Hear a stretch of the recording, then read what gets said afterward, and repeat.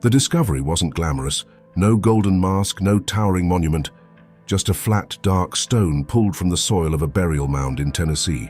It might have gone unnoticed forever, a relic buried with copper bracelets and bone. But decades later, it began to speak in a language no one expected, and the controversy hasn't stopped since. At first, the markings were interpreted as Cherokee. It made sense. The mound belonged to the Hopewell tradition, and the Cherokee were known to inhabit the region. The stone was catalogued and largely forgotten, a footnote in early American archaeology.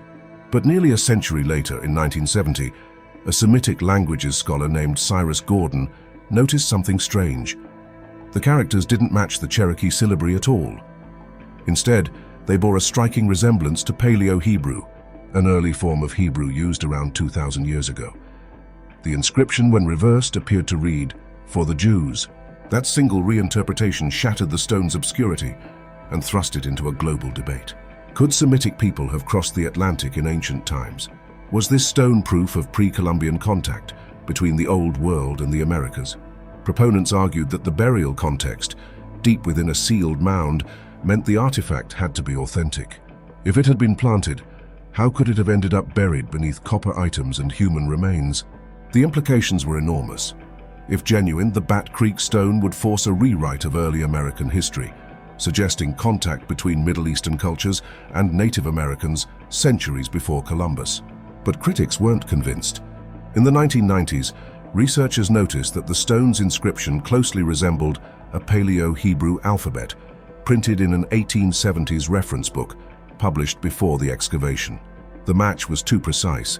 It seemed likely that whoever carved the Bat Creek stone had copied it from that exact chart. Worse, questions began to surface about the Smithsonian's own methods at the time.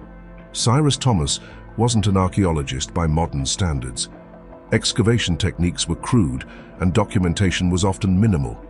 Could Thomas, or someone close to him, have planted the stone, or simply misunderstood what he found? The Smithsonian quietly shifted its stance, eventually listing the Bat Creek stone as a likely forgery. Mainstream scholars now regard it as a 19th century hoax, either deliberate or accidental. Still, the mystery endures. The stone resides in a museum housed in glass, watched by eyes that see different things.